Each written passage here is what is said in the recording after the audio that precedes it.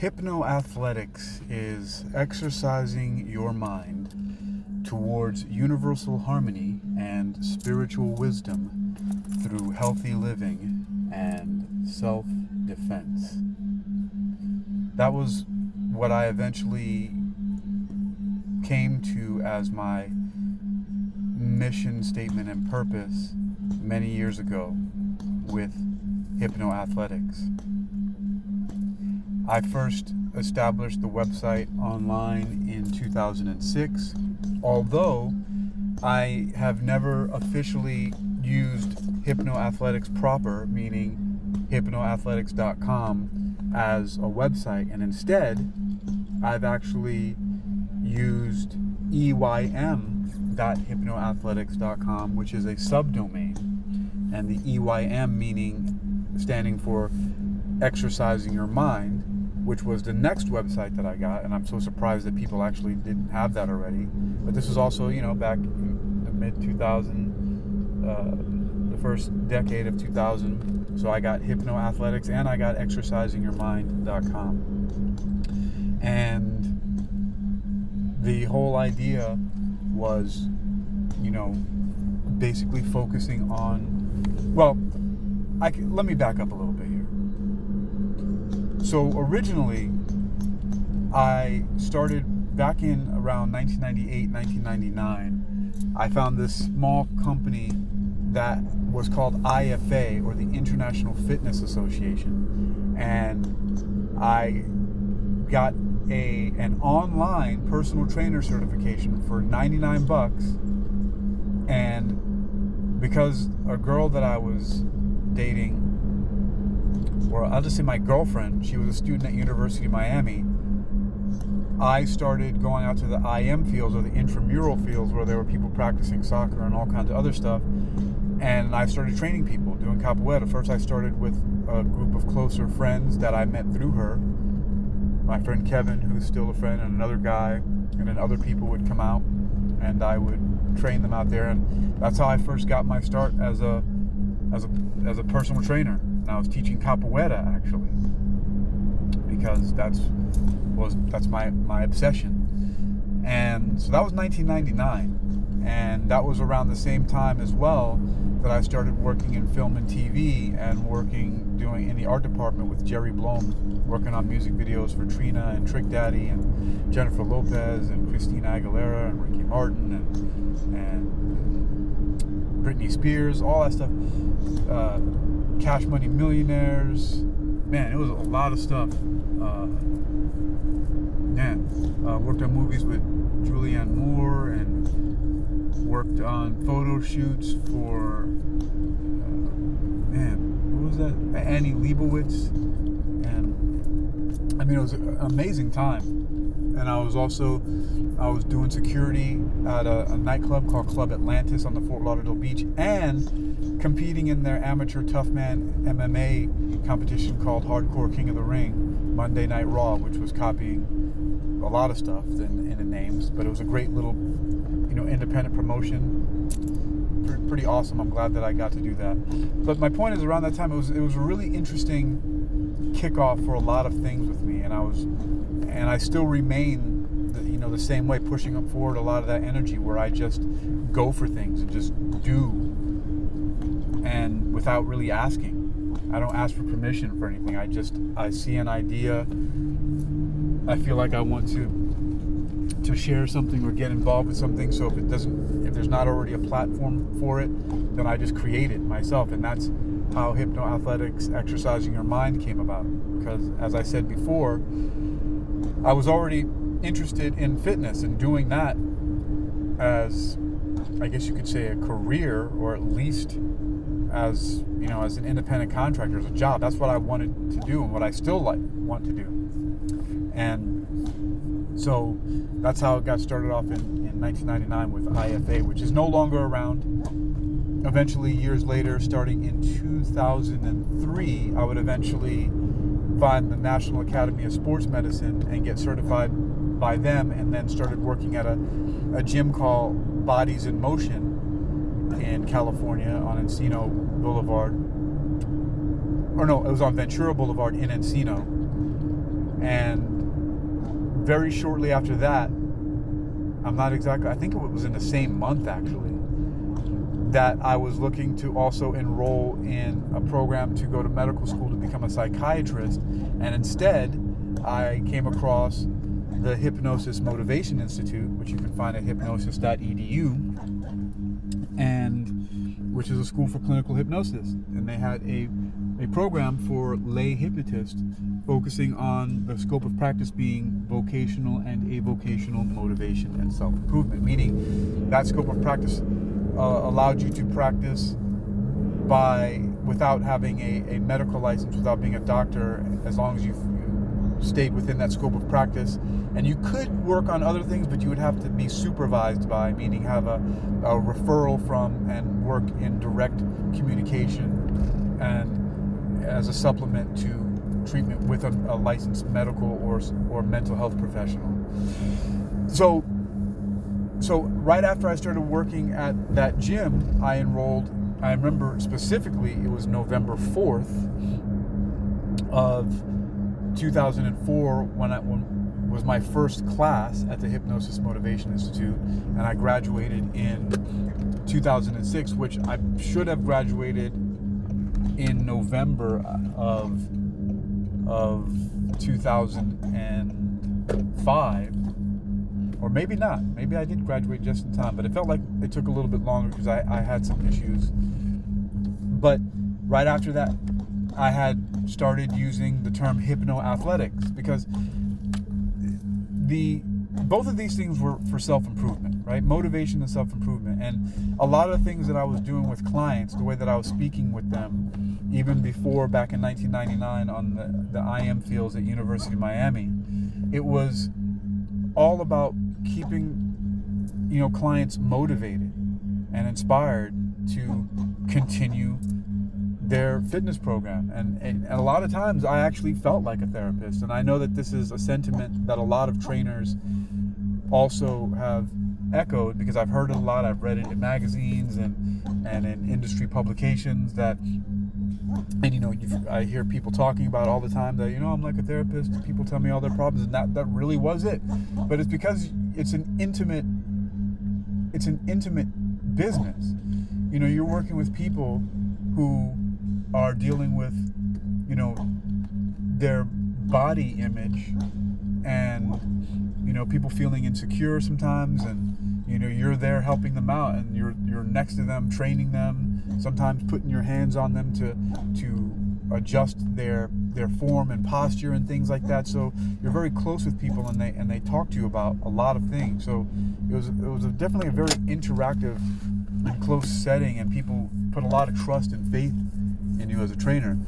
So right around that time, that's when HypnoAthletics really got launched, because then I got a laptop and I went online. I found GoDaddy, and there was another guy who referred me to it.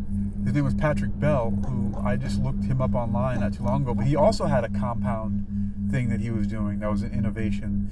He's an opera singing magician, and he had the site, it's no longer online because I looked it up, but he had the website called operacadabra.com, which I thought was really clever. And I had HypnoAthletics, so I went online with HypnoAthletics. It's 20 years later now. It started in March of 2006. It's now March of 2026. And so I've been online with HypnoAthletics since then. And, from a lot of the things that I was getting into, and a lot of the new age stuff, and many of the other things that I was exposed to at the time, I came up with this long form affirmation. And that's where the tail end part that I recited at the beginning came from, which is HypnoAthletics is exercising your mind towards universal harmony and spiritual wisdom through healthy living and self-defense. Actually, it was originally HypnoAthletics is exercising your mind, right? HypnoAthletics, exercising your mind. That was originally what it was, just like that. Because, of course, the mind, hypnosis, right? And, fitness is exercising, but also I saw hypnosis through the repetition, just like how you do reps in the gym, was a form of mental exercise. So, really, those things had, to me, they were pretty inseparable. And so, and also, you know, the initials of HypnoAthletics, you know, HA, also my name, Hakeem Alexander. So there were a lot of really cool things there. And to this very day, I still have, which I started using the HA logo way before. But it was only when a guy named John, I was at his house and I used his computer and I printed out an H, I think it was Times New Roman, like the simplest font. And then I took the same piece of paper and I printed an A over it, and then that made that my logo, because before I was signing my name like that, with an H and an A superimposed on each other. And then, so, you know, all of those things together, I thought I was pretty clever. But it's amazing because together, both of those things, they really seemed like they were, you know, a very similar type of practice, which was, you know, this consistent repetition, motivation, and helping people to improve themselves. And they went hand in hand. Like, a lot of times there were things that you would work with clients in a hypnotic setting, and it would help them to improve their physical fitness, because that's what they came for, was that motivation. And other people, you would help them in the gym with their physical fitness, and that would help them with their thought space, their subconscious, their behavior. Because that's really what we learned at Hypnosis Motivation Institute, that we are professional belief system enhancers. And hypnotists, clinical hypnotists, master hypnotists, we are a special kind of behavioral scientist that specializes in incremental change and through belief system enhancement, and, you know, focusing on that scope of practice of vocational and avocational motivation and self-improvement. And it's been a very interesting journey to see how that's unfolded. And for me, it's taken, I've taken a lot longer to mature than a lot of people have, to really get a lot more coherent with my practice. And I'm okay with that, because one of the things that I've sustained is my athletic longevity. And that is an amazing thing to me, because of how I'm still able to physically play. My body is an amazing tool where I'm able to do some of the most amazing things. Like, I'm still jumping, flipping, climbing, running, you know, and I have a high level of mobility and endurance and flexibility and strength and power. And it's just, it makes so many other things so much more, I would say, tolerable, and just, it makes life more enjoyable, so that I don't have the burden of having to deal with a burned out, tired, run down physical body where I'm like sore and achy and stiff and lugging around extra weight. Like, I don't have any of those issues. So life in general, in so many other ways, is so much more simple for me to focus on other things in life, like reading and writing, playing music, which are my passions, things that I'm, you know, extremely dedicated to. And the fact that my physical body serves me and is obeying me rather than the other way around it's a testament and an experience that I lucked out, and I stayed on the right path with the, you know, the tagline of the website exercisingyourmind.com. It was wealth attraction research. Great health is the truest of all wealth. Great health is the truest of all wealth. And that has proven to be exactly correct, for me at least. I mean, I know there are a lot of people who achieve amazing intellectual and spiritual pursuits without physical fitness. I've decided that physical fitness and martial arts were and are to be my doorway, my entryway, my path to those other things, that well-roundedness of body, mind, and spirit. And that's the way that I've chosen to approach it. And I'm glad that I have, because now that I've been on Earth for almost half a century, right? It's crazy that I am able to continue pursuing my intellectual, spiritual, mental, psychological, academic pursuits and still have a fully functional body that is obeying me. And that is a really, really powerful experience to have, that I know that, a lot of people don't have that experience. And it's kind of sad sometimes, but I'm really fortunate that this is the path that I took. And so, as I was saying, that there's a longer tail affirmation that led to it actually stems from the original HypnoAthletics, exercising your mind. But I took pieces from Earl Nightingale's The Strangest Secret, from Think and Grow Rich by Napoleon Hill, from The Science of Getting Rich from Wallace D. Wattles, from The Science of Mind by Ernest Holmes, from The Power of Your Subconscious Mind by Dr. Joseph Murphy, from As a Man Thinketh by James Allen, from Buddhism, from my friend Christine, who introduced me to Buddhism, and so many things. And so I put together this long tail affirmation, which I'm really happy with, because it's kept a focus for me to go back to, even though I've chased a lot of bright, shiny objects and got confused and lost my way in part, not really, because I'm still going. And like I said, my athletic longevity it's nothing to bat an eye at. I mean, it's just amazing, because not everybody is able to move like me. Even people who are literally half my age, or even more than half my age. I mean, I was at a park the other day, for example, and it's across the street from one of my favorite cafes, and when I went in to get some food, the baristas were like, "Oh, I saw you out there." I was like, "I can't do any of that."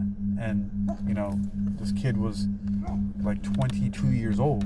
I'm 49. I'm 27 years older than this person, and it's kind of ridiculous, because a lot of people share the same sentiment. A lot of people that age and all ranges, people have come up to me and literally said to me, "How can I get like you?" Like people in the gym that are much younger than me. And there's people of all ages. I move. My point is that it's a success. It's a huge success. It's a huge win to have this base of physical fitness, as well as continuing to be able to research and study and apply various different spiritual disciplines, and to come out in the way. I mean,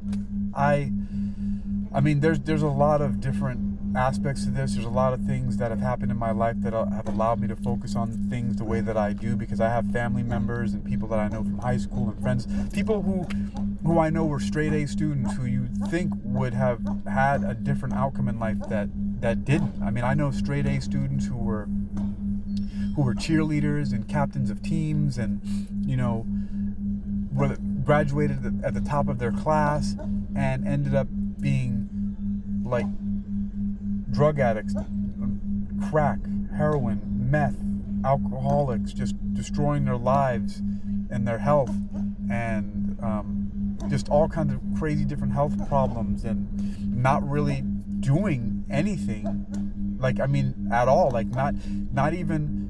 And I'm not talking about professional either. Like, there are people who were at the top of their classes and they're not doing anything. Like, they're not. I know people who I was in band with, who I was in chorus with, who I was on the wrestling team, swim team, cross country, who were math whizzes, science whizzes, who were computer tech geeks, all this other stuff, and they're not doing anything with that at all. Like, I don't mean that they went to school and got a degree in something and are, just not, they're stuck paying, school loans but just not doing anything. They're not even as a hobby, which is sometimes difficult to think about, and just to know about a lot of things that I've seen along the way. And, I really count myself as fortunate somehow to take the path that I did, to be so obsessed with reading books and having such a vivid imagination. I remember that specific term. My mom said, you have a very vivid imagination. And I had to, define what that meant. And it just meant that I could see things in my mind really clearly, that I could fully immerse myself in my imaginative worlds. And the fact that, I have always been fascinated by books like the Choose Your Own Adventure series of books, and I read Animal Farm in school, and this book called The Last Mission by Harry Mazer, and just things like that have really influenced. And just I continued to read, and from what I know now and what I've been developing over the years, is that is actually a form of self-hypnosis. The things that I've exposed myself to on a continual basis, where I could have focused on a lot of other things that other people did. And when I did, I got myself in trouble. It's there's a saying from NLP, well, at least that's where I learned it from originally. It was NLP and maybe Tony Robbins that said, you become the sum total of the 5 to 7 people you spend most of your time with. And that could also mean the 5 to 7 people that you are influenced by from either books or other media, whether you listen to them on the radio, watch them on television, and nowadays, with YouTube and social media and podcasts and everything else, whatever you read, listen to, and or watch, all of that stuff, and who you're around, that's your influences. And fortunately, I've taken a path where I even worked at a Borders bookstore for a while. And so that's what I remember very clearly that my managers at the bookstore told me to take the day off, and I didn't. And I remember staying till about around midnight to do inventory on my birthday. And that's just what I wanted to do. And yeah, there were times I definitely partied. I definitely had my fair share of getting wasted, getting drunk, and doing stupid stuff. And especially the times when I was with this death metal band Acrimonium, and we'd play shows, and some of the places, in Davie and Hollywood, Florida, didn't care about checking my ID. I was the lead singer of this death metal band, and so they would just, hey, drink away. You got an open tab to drink whatever you want, and that's what I did. And so I had those times, but there's a saying that comes from the Christian Bible, or at least I think it does. I'm attributing it to that, or at least it comes from that specific tradition where it says, you can't serve two masters. One cannot serve God and mammon. And to me, that was, I can't be going out and partying, which that's not a party to me. KappaGuerra is a party. Going to a KappaGuerra Hoda, a KappaGuerra circle, a KappaGuerra event where a bunch of people are standing around clapping and singing and playing instruments and jumping around and kicking at each other and just dancing and having fun, that's a party to me. Going out and getting drunk, smoking and doing drugs, all this, that's not a party to me. So I couldn't consistently do those things. When I was going out and doing all that stuff, it was robbing my physicality. It was just sapping my energy from being able to do the things that I wanted to athletically, specifically with capoeira, martial arts, and running and playing music. It was really screwing me up. So I had to make a decision. I could not serve two masters, and so I chose the healthy. And it's not really even serving two masters. I'm serving myself. I am the master of myself. We all are the masters of ourselves. And it's probably a better idea to think of it that way rather than thinking that we have to petition to anything outside of ourselves. But at least that's the understanding that I've come to. And what's interesting about that too is that even with all of that getting intoxicated that I was doing, I remember there were very often times when I would completely stop. So I would be drinking and hanging out and partying, but then I would just stop 6 months, stop cold turkey for a year, 2 years. So that from the very first time that I smoked a joint when I was 17 years old to now, which now I've been completely straight edge since, it's been 3 years now. I haven't touched anything, maybe longer than that. But in all of that time, let's just say from 17, let's say 20 years, right? 17 to 37, right? That's 20 years. Less than half that, so if I took all the time that I was actually drinking and getting intoxicated and doing that kind of stuff, it only amounts to about 1/5 of that time, about 4 years if I condense it all together, because I had to stop. Like, I was just stopping myself. I couldn't do it. I didn't go to any programs. I wasn't doing AA or any of that other stuff like that. It's just my body, my mind. Like, I would get up in the morning and I'd be hungover when I really wanted to go to a KappaGuerra or a friend of mine wanted to play a game, or I wanted to go run, or I had something I needed to do, or I wanted to write a song, or I had plans to go to the beach, and my body was just messed up from being hungover or whatever, and I just thought, this is not for me. And then the feeling that I would have for days afterwards, like especially alcohol, was just terrible. How I would notice that my muscular definition would go away. And then I had these contrasts where I remember one time I went into this one shop, and I used to wear these shirts that the only thing that was not torn up was the collar, and that was the only thing that was holding the shirt together. And I have pictures of this where it was just basically strings. It was like one of those bead curtains, but it was just strings. So I would just shred the shirt. And I remember I went to this one shop, and this girl, I remember her name was Alana. She said, "You don't drink alcohol, do you?" And I said, "Why would you say that?" She goes, "Because you're crazy ripped." She's like, "You can't drink alcohol and have that kind of muscular definition." And I thought about it. I was like, yeah, this is one of those dry times when I've decided, like, I haven't drank for like a year. And this was in California. And so I do very clearly remember, and those kind of experiences would pile up, and I would start to notice the contrast. And so I would have these on and off times. And, then, I had a tragedy, really difficult experience in my life when Floor died in 2019. And for 7 months, I just drank myself into a coma. Not the best, healthiest thing to do, but that's what I did for 7 months. And then one day I just decided I'm going to stop. And I remember several times I've done that. I remember once when, before I met her, I started working at this place called Fiesta Cantina in California, in West Hollywood. And I remember the first night that I worked there, I asked a bartender for a shot and a beer. And I drank the shot, chased it with the beer, and then I never drank again after that for a long time.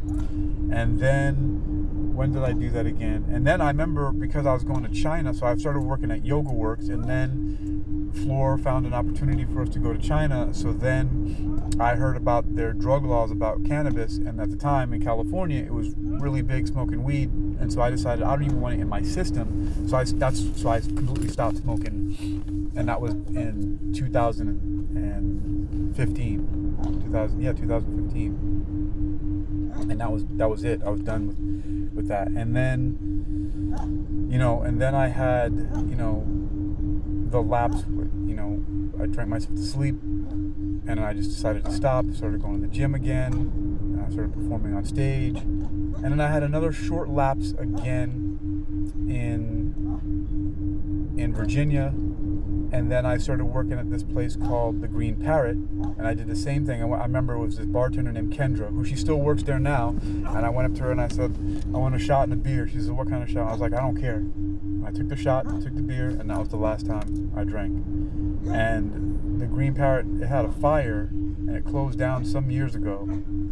But I remember I started working there before I don't remember exactly when it was, but it was in early to mid 2022. So I think around August of 2022 when I had my last drink ever. So it's, so if we go to August of 2025, yeah, it's 3 years. So it's been over 3 years now. And so, yeah, and that's been it. But the reason is because I just could not, my body, me personally, I just can't do any drugs and alcohol and maintain as high level of physical performance as I do currently. And that has been, for me, more important than what people call partying.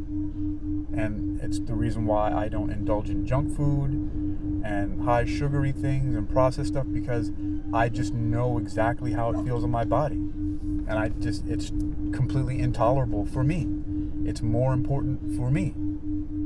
And it brings to mind, I was talking to the organizer for this event, the Healthy Living Expo VB, Virginia Beach, that's coming up in May 2nd and May 3rd, the weekend, Saturday and Sunday of 2026. And I was telling her, I was like, yeah, one of the reasons I know that I've maintained this athletic longevity is because I wasn't the kind of person who felt like an off season was a good idea. And I feel like this is one of the reasons why a lot of athletes get broken down so much as they get older, because they have this idea that, I'm going to cut weight and do all this stuff rapidly and all these crazy fad diets and dehydration and all this stuff for the competition. And then once I'm done doing all this crazy training to get up to that level, and then I'm done, I'm gonna party, I'm gonna relax, I'm gonna live a little. And then they start poisoning themselves with alcohol and drugs and junk food and all the cheat meals. And I found that by being more consistent, you don't need to do all of that up and down yo-yo.